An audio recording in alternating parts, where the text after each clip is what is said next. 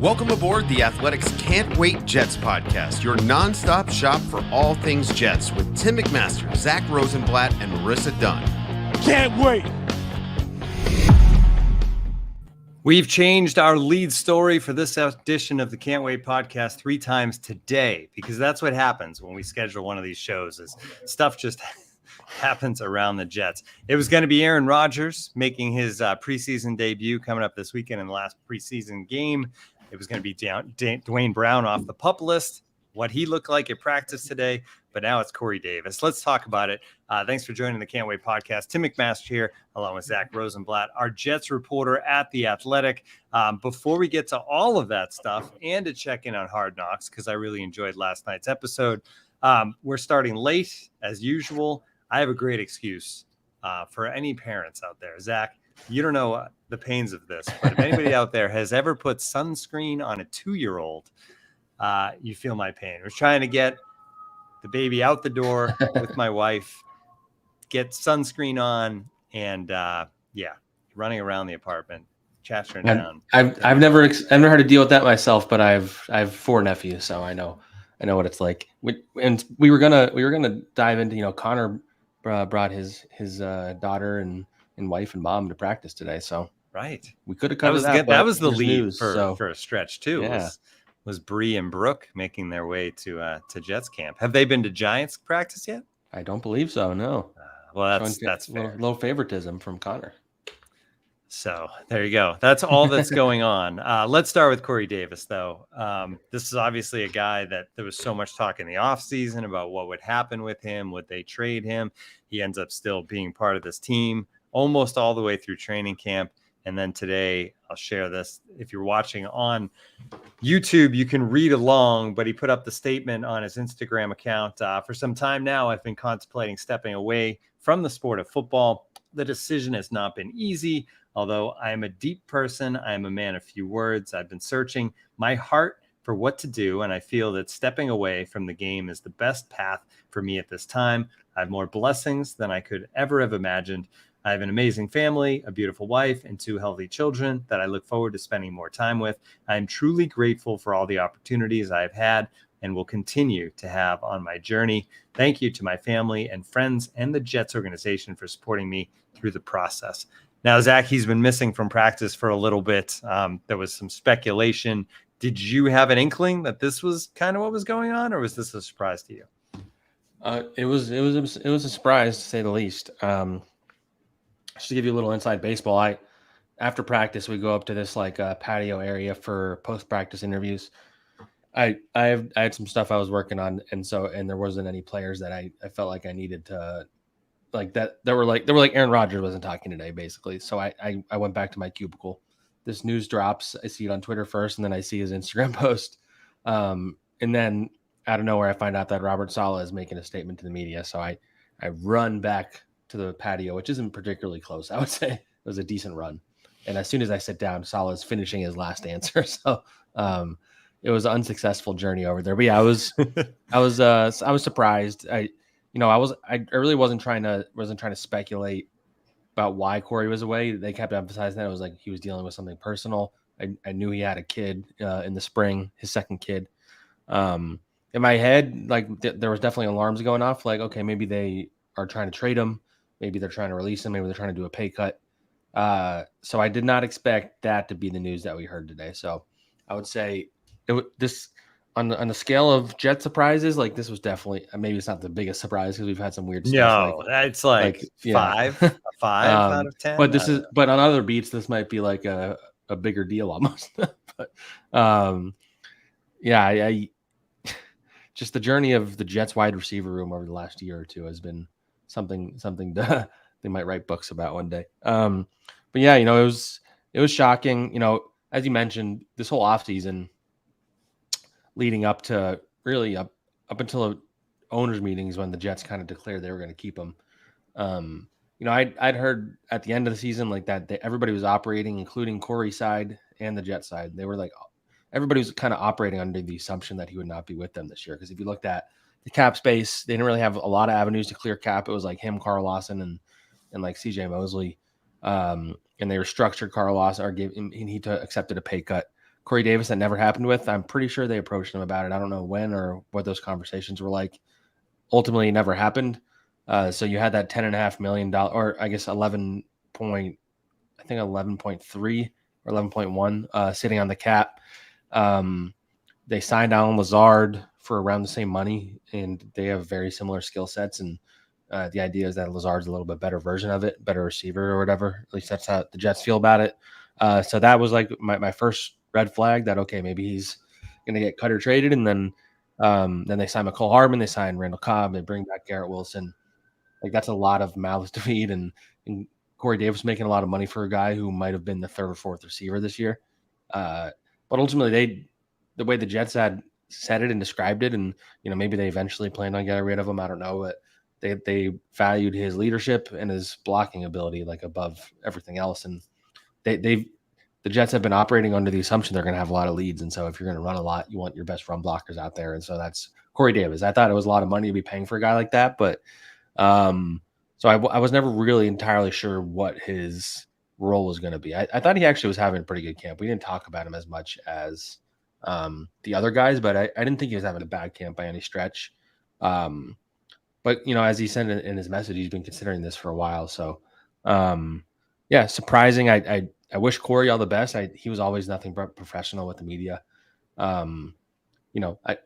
think some fans were kind of disappointed in his level of production considering the contract he got signed to. I think a lot of that had to do with health stuff. He was always dealing with something. But when he played, I always thought he was a solid NFL wide receiver, a guy they loved in the locker room. And now you lose a receiver right before the season. And now all of a sudden, I don't think the depth that we've been raving about a receiver out, that this definitely takes a major hit to that depth chart, I would say. And we're going to get into that, obviously. But yeah, I wish Corey the best. I think it seems like fans are generally being positive about Corey in the aftermath of this. Who knows what he was going through mentally and what he was dealing with or whatever. But surprising to say the least, but it is just like a picture perfect moment in Jets beat history. I think his tenure is, kind of mixed when people are going to look back on it, right? Because the injuries you mentioned, I think some drops along the way. He kind of had some issues with drops, but then the blocking, it stood out. There's not that many receivers where you notice them in the run game. And I thought Corey Davis was always one of those guys where if the Jets were running successfully, you really noticed him on the edge, like making the key block to spring guys and standing up for him. So yeah, all the best to Corey. So let's talk about what it means. If he officially retires, the Jets get that money back? Yeah, essentially, I asked Brad Spielberger from Pro Football Focus, who happened to be at Jets practice today, which is good timing for him. I've relied on him he's a salary cap guru over at PFF, and I've always relied on his expertise for this stuff. And he said what I thought. It's when somebody retires, it essentially acts as if you're cutting them. So he has to officially file for retirement. Until he does that, it's not going to happen. The Jets, in theory, could just cut him if they wanted to, and then he could either decide to retire or he could go and sign with any other team. But based on the way the wording of it, he didn't use the word retire, but it seems pretty clear he's done, at least for now. So I would guess he files the paperwork, and once that happens, the Jets will save the $10.5 million, which is why from the beginning I thought he was a cut candidate and all that stuff, and why I think a lot of people assumed that he was going to be on the chopping block. And that's a good chunk of change. Let me see how many. So as of now, they have $19.5 million according to Over the Cap. They saved some. I don't think they saved any for this year for the Rodgers deal, but they saved some on the Quinnen extension. They saved some with some other stuff they've done, some restructures. 19 is a good chunk. Now you have 29. That's both breathing room for like in-season costs, and then it allows them to go and make another move at some point. I don't see it happening like right now. I know a lot of fans, the immediate reaction is Devontae Adams, Mike Evans, go and get them. I don't think it's that simple. I don't think either of those both of those teams, the Raiders and the Bucks, whatever you think about them, they're going into the season. Yeah, Scott said Devontae Adams, you are a Jet. I've seen a lot of tweets like that too. I think both of those teams are going into the season with the intention of trying to win. I think both of those teams might not be very good. And so maybe if we check back in October or November, or whenever the trade deadline is, I can't remember, then maybe Devontae or Mike Evans or somebody else around the league becomes an option. I don't know that there's anybody right now. I don't think they're going to overpay to go and get somebody. I think they like this group of receivers they have. Like I said, if we all assume that they were going to cut Corey Davis, I mean, in retrospect, they did go after Odell Beckham, which was another reason why I thought Corey was on. He would have been gone if they got Odell. And yeah, so now you look at the depth chart. So you have Garrett at the top. Although we saw what happens when he gets hurt, their offense is not the same in practice or in the joint practice with the Panthers. So you have Garrett Wilson, you have Allen Lazard, you just paid a lot of money to. You have McCole Hardman, you have Randall Cobb. Those are the 4 guys. Excuse me. And then you have guys like Jason Brownlee, Xavier Gipson, Malik Taylor fighting for a roster spot. I don't think there's anybody that appealing in free agency. If they're available on August 23rd as a receiver, they're probably not going to really make a huge impact. I think Jarvis Landry is the biggest name. I saw somebody tweet Kenny Golladay at me. I don't think Kenny Golladay even realized he was still playing for the Giants when he was on them last year. So I think he's just cashing the paychecks that Dave Gettleman wrote for him. I don't think he's going to be an option. So what I would keep an eye on for this spot would be whatever talent. Some talented receivers break free when rosters cut down because teams can't afford to keep. A lot of teams don't really want to keep too many receivers on there. So you really do see some interesting guys break free. So I'm probably going to look, because I'm going to write something for tomorrow about all this. I'm going to look around the league and see who's kind of projected to not make it. That would be interesting. I don't think anybody they get on a waiver claim is going to make a huge impact, but you never know. Like the Giants got that dude Isaiah Hodgins from the Bills last year, and he became their best receiver. So Matthew Silva just said, watch them sign someone like Jay Kumaro. I think it's an easy joke. He's a former Packers guy. Or I saw somebody suggest getting Jordy Nelson out of retirement. But yeah, I think they're okay at receiver right now, depending on their belief in like a Jason Brownlee, maybe even better than they're getting credit for. But so is the change just there real quick? Because I actually had that further down in the rundown today before this happened. But does it change things where the question was, could Brownlee or Gibson or Taylor make the roster, to now like which one of the 3 makes the roster? Is that the shift? That's a good question. Yeah, if you're looking at it in terms of, I would say it definitely increases the chances that at least one of those guys make it, certainly, if not more than one, but I would say just one for now. And if you're looking at their 4 receivers, only one of them has size, Allen Lazard. The other ones are not big-bodied guys. Randall Cobb and McCole Hardman are not big-bodied receivers. Garrett Wilson kind of plays like one, but he's not one. So you kind of want to back up for Lazard, I would say. So Brownlee makes the most sense. Brownlee or Malik Taylor. Malik Taylor's, I think, 6'2". And so I'd say those 2, it probably helps them more than Gibson. I'm more skeptical about Gibson because while he's been a pretty good returner, I think they view McCole Hardman as their top returner. So he hasn't shown enough as a receiver to me to quite make the cut. So, I think they're going to be looking for big-bodied guys. And whether that's Jason Brownlee, who I believe is like 6'4", and he's pretty athletic, I don't know, or if it's somebody that has more experience in the league. But yeah, that's definitely something I'm going to be keeping an eye on. I do think, you lose Davis. Maybe this just means that they use 12 personnel more often with 2 tight ends. I think Jeremy Ruckert looked really good. I think he's ready to take on a bigger role. You have ZJ Uzami, you have Tyler Conklin, you have 2 really good running backs in the backfield. So I still think they're pretty good in terms of the weapons they have around. But they're Garrett Wilson injury away anyway from being in trouble. But if Allen Lazard gets hurt, they're also kind of in trouble at this point. So I am curious to see how they approach this now, because they do have some money, as we mentioned. I don't know what they'll do to spend that on. I think that'll be more something for as it gets closer to the trade deadline, and this team is in theory contending or needs a boost, and then you go and make a trade. But I'd say Brownlee probably wins the most from this. If he can close out with a good preseason game on Saturday, I think that will go a long way for him. The Garrett Wilson injury factor brings up, it could probably be a whole segment of which players the Jets can't afford to have get injured. Like obviously Aaron Rodgers is 1. Yeah.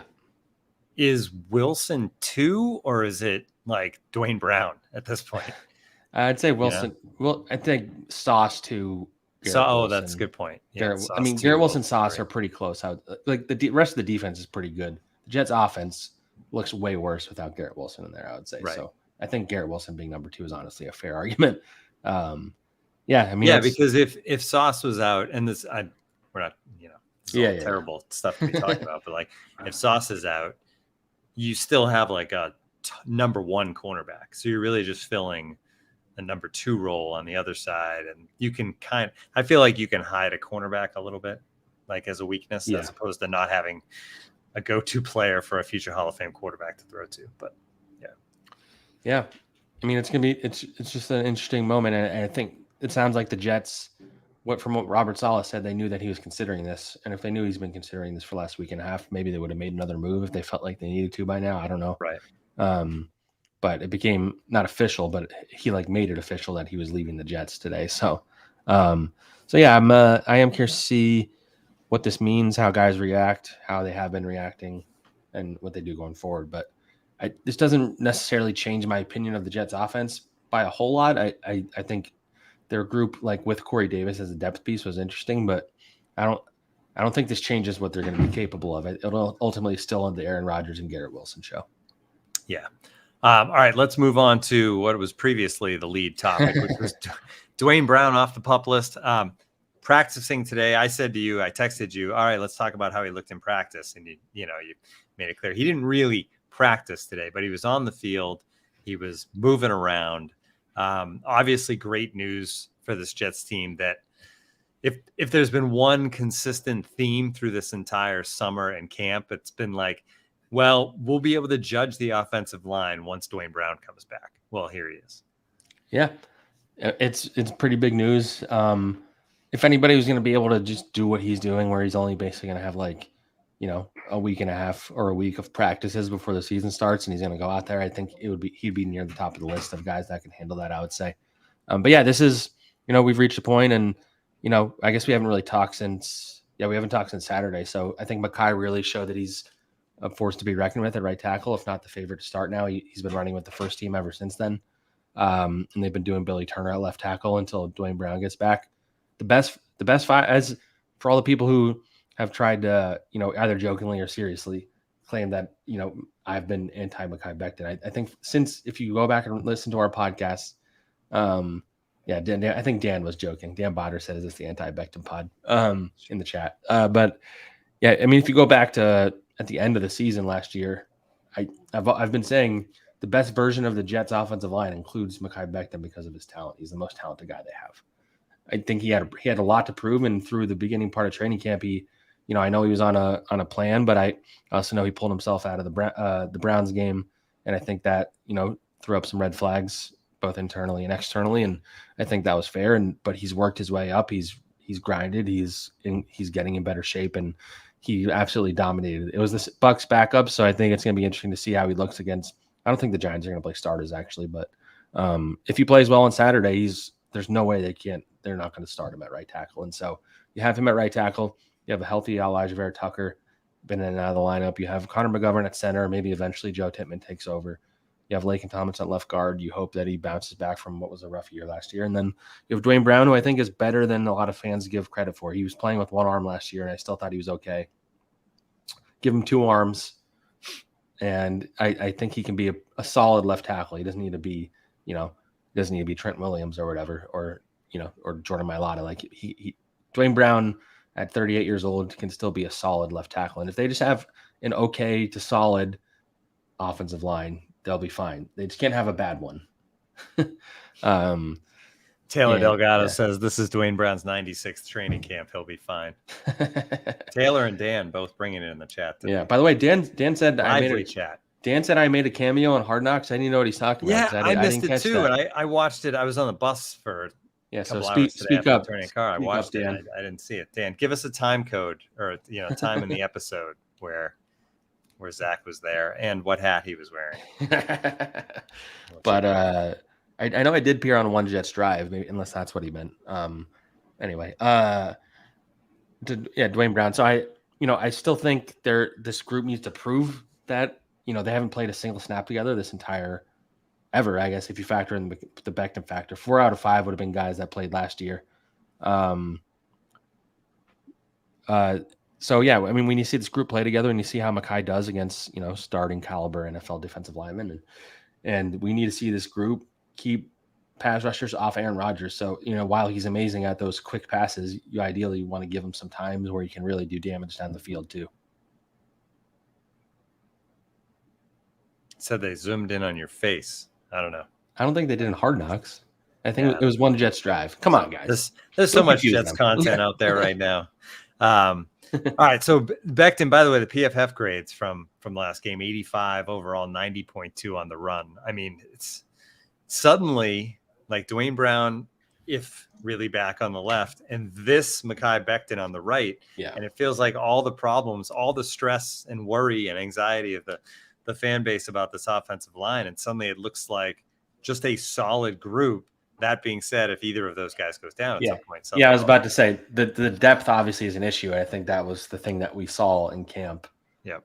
Billy Turner, Max Mitchell, Wes Schweitzer to a lesser degree. Joe Tippmann was playing pretty well before he got banged up the other day. I don't think you feel great if you have to play any of those guys necessarily. I mean, if you have to move Elijah, you have the ability to move AVT to right tackle, obviously, which is a very useful thing. But yeah, I'd say depth is definitely fair to be concerned about. And I think it's even fair to be concerned about if you're questioning that five because we haven't seen them play well necessarily. I think it's fair to be skeptical too, but I feel much better about that group than I did a week or two ago, I would say. Yeah, they need to get playing together here for the next couple of weeks and get that mesh going. All right. Aaron Rodgers is going to play on Thursday. Obviously, this is breaking news. It's been out there for a while. He broke it on Hard Knocks after the fact, I guess, where he said before the pregame started, Saleh was telling people that Rodgers was going to play, even though he wasn't telling you that, Zach. Yeah, I was just saying interesting because after the game, he made it seem like he had no idea. So yeah, it's funny. But he is going to play. I'm assuming not much. What are you expecting? 2 series, that sort of thing. The other thing from Hard Knocks, Saleh said was he didn't want September 11th to be the first time that Aaron Rodgers feels MetLife, which, like, okay, I get it. Like, it's going to be electric for that game with the hype around this team.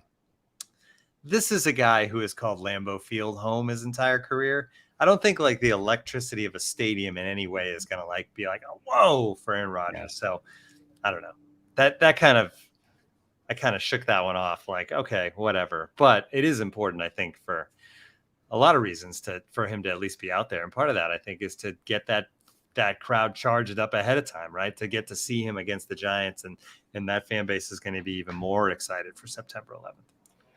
Yeah, I would say the fan and the crowd and that part of it, I don't think that was actually any factor whatsoever, right? Made for good Hard Knocks sound, though. Other than maybe the noise, like because it's not going to be regular season noise, but it'll be louder in there.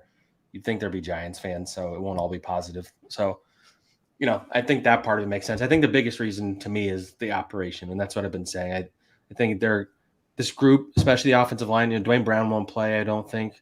Neither Breece Hall or Dalvin Cook, but this offense really hasn't had a lot of like reps together. Ultimately, if you like just where everybody is out there, and they still won't on Saturday, but he's going to have his center in front of him. He's going to have most of the offensive line in front of him.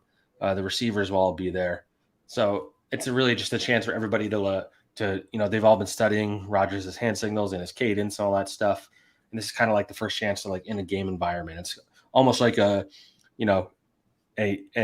intensified like practice or joint practice kind of thing. Because it's like Rodgers can technically get hit and you're putting him at risk technically, but I think ultimately they just want to get just a few reps in there. You asked how much.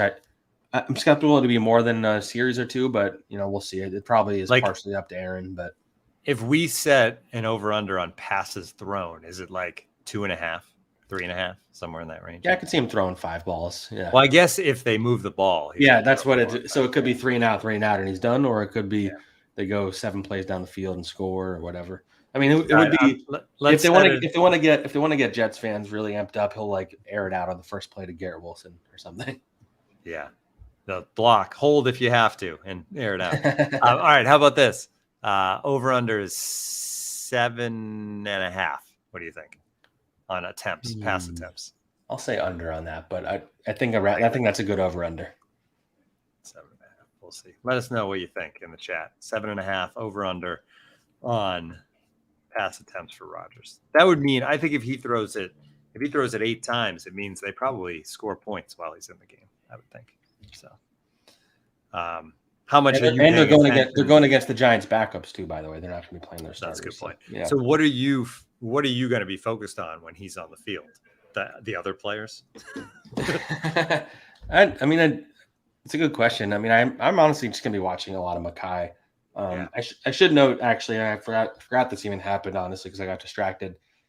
We should have talked about this with the depth part. Allen Lazard did leave practice today. I don't know what the injury is. He sounds like he'll be fine. So I imagine he won't play on Saturday, though. So this kind of goes back to the depth issue that we were talking about earlier. I just thought because Connor reported that he's supposed to be fine. But there's no timetable, so who knows what that means necessarily with the Jets.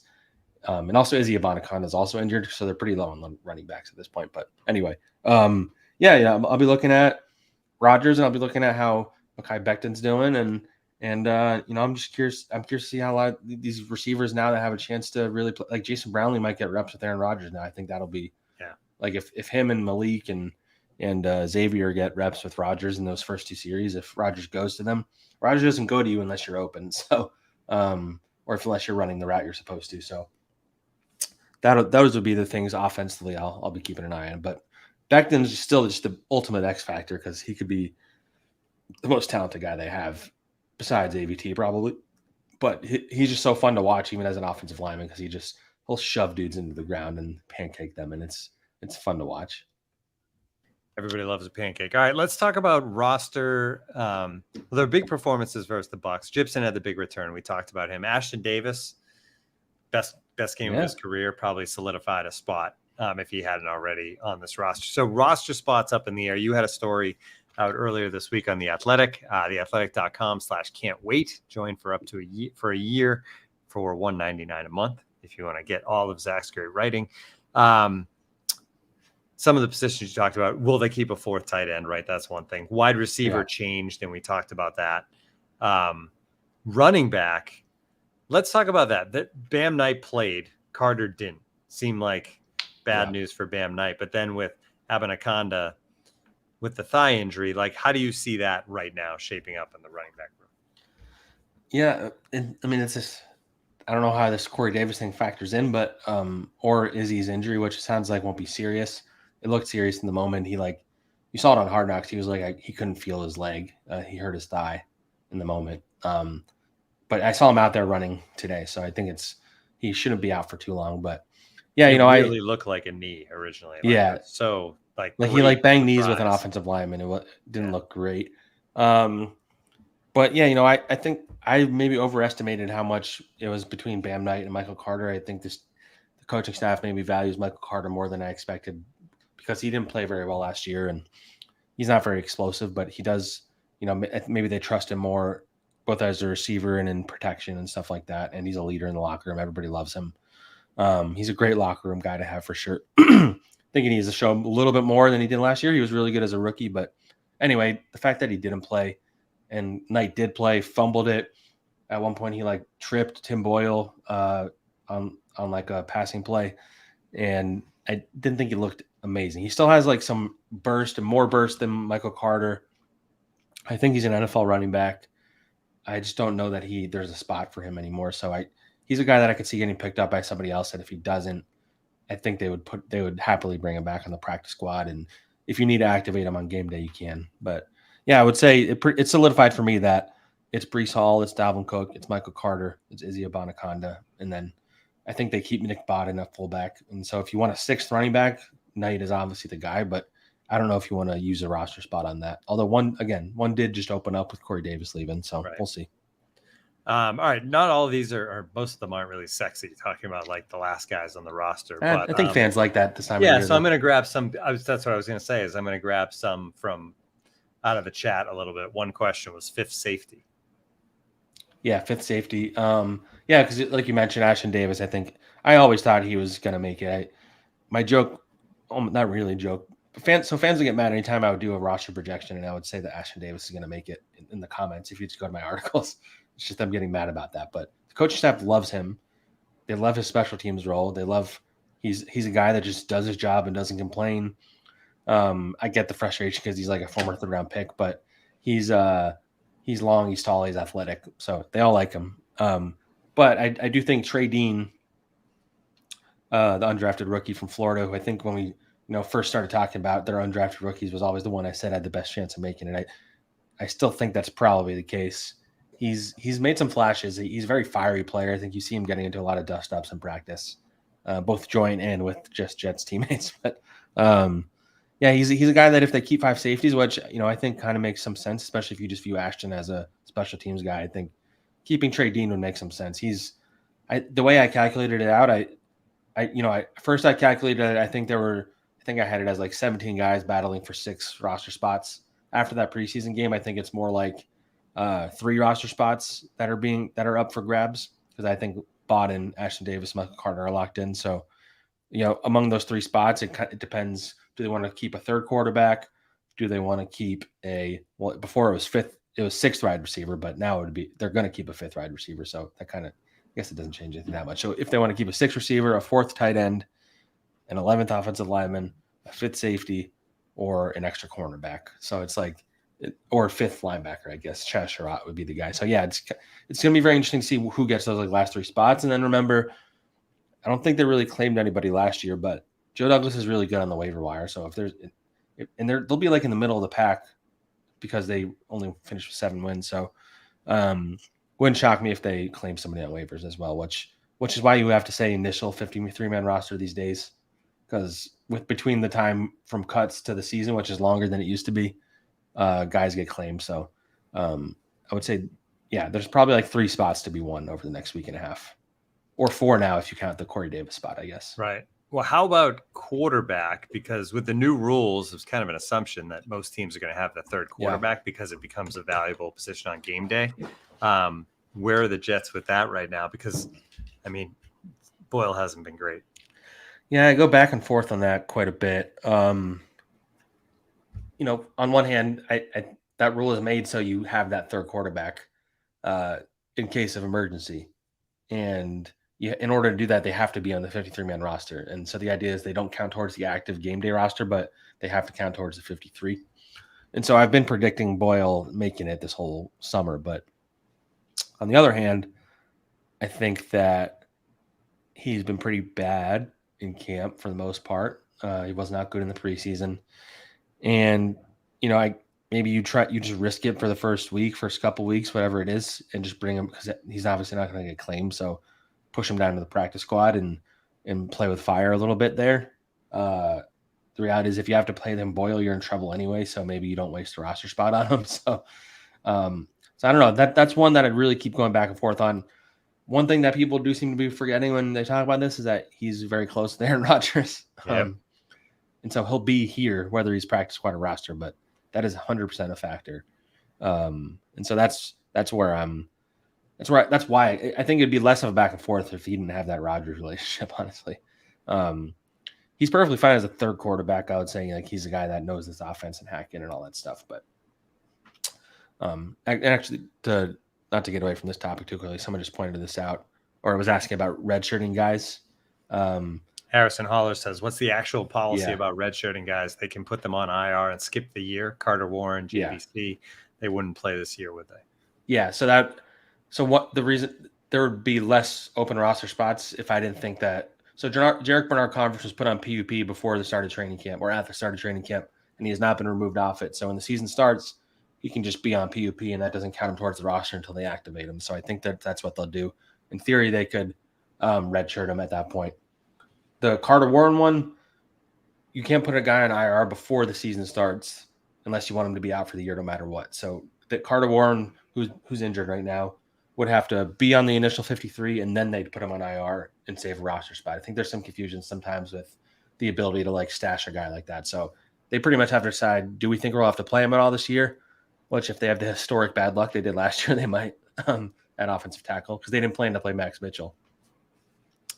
I lean more towards him making the 53, and then you put him on IR, and then you're able to activate him within 3 weeks, or keep him on there as long as you want. So I think both are definitely redshirt candidates. Jarek Bernard Converse, I did see running off to the side today.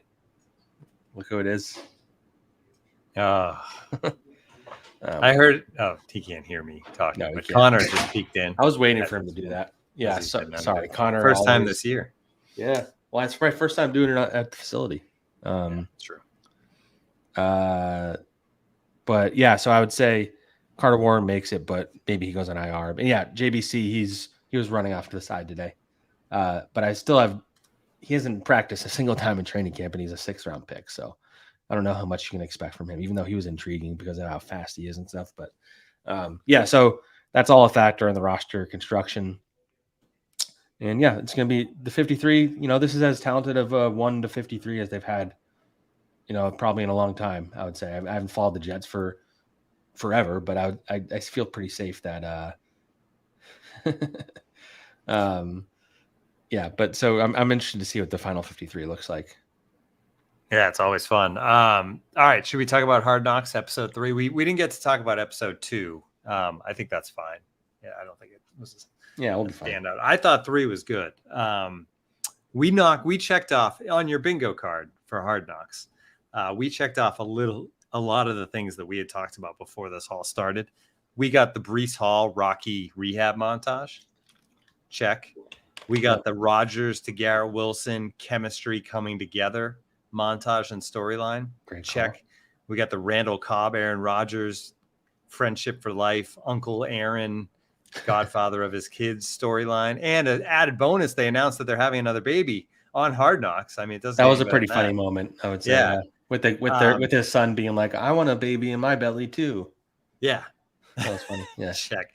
And we got you had predicted Denzel Smart. We got that storyline. That was it. He fits into the classic. I think I deserve credit for that one. Yeah, you do. That was outside the box.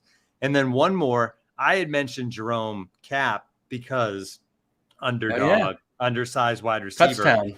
I thought we would see Kutztown. But anyway, I thought we would see him on the field, like fighting for a spot. That doesn't seem like it's happening. But we get to see him do Eminem's entire freestyle from 8 Mile and bring down the house. I thought you knew that it was a good one because Duane Brown gave him a dap, and I feel like Duane Brown doesn't just hand them out unless you absolutely deserve them. So yeah, he did a good job because the talent show both this week and last week otherwise was pretty bad. So last week was regrettable. So he did Jerome Cap won it, and now people know his name outside of like this area. So good for him. Yeah, and Kutztown, Pennsylvania. Yeah. Sorry. So all of that stuff I thought made this a solid episode. You wrote it up and you led with what the episode led with, which I thought was really good too, was, man, like you can be critical of Saleh for some stuff, but I feel like if I was on his team, I would run through a wall. Like he gets it from a motivational standpoint, I think. Yeah. And his discussion at the beginning about, and he went through it one at a time, right? I assume he's probably talked to the guys about this before, but maybe this is the first time he's presented it, because like there's only so much material, right, for a coach to kind of go through. But survivors, contenders, competitors, and commanders, and he explained what each of these kind of types of players are. It was awesome. Robert Saleh is winning Hard Knocks. I'd say Connor is a survivor. That's what I would say. Yes, and that's fair. And Marissa's the commander of our podcast. I'll give you you're a competitor. Yeah, I'll take competitor. Yeah. Marissa's at the top, Connor's at the bottom, and we're in the middle. Yeah, that's how I would describe it. But yeah, I mean, as I kind of figured it would kind of go like this, but it has been it's like a weekly. They check in on a Robert Saleh motivational speech because I'm sure he does these pretty frequently. So he knows what he's doing. He's good at it. This one was far better than the Eagle and the Crow. Yeah, especially because days later he went on WFAN and it was basically like they were like pointing out that other birds can also attack crows or whatever, or can attack eagles. Yeah. And he's like, and Robert Saleh literally said on the radio, "Don't let facts get in the way of a good story," is what he said. So, so he's a storyteller and he does a good job of it. I imagine he has done that one before that we saw, but it's a pretty good one. So, and this is pretty new roster. So, but yeah, I would say that was big. And, as I wrote in my takeaways, I think Quinnen Williams has really been able to show his personality in these episodes. He's really, really funny. He's a lot of swagger when he's on the field. Is he, how much of the swagger? Because I mean, in the second preseason game or joint practices with the Panthers, when he was like, "That's 10 sacks, that's 11," he was cocky. Yeah, and he said, how much of that is just fun personality, and how much of that is like he's really that confident?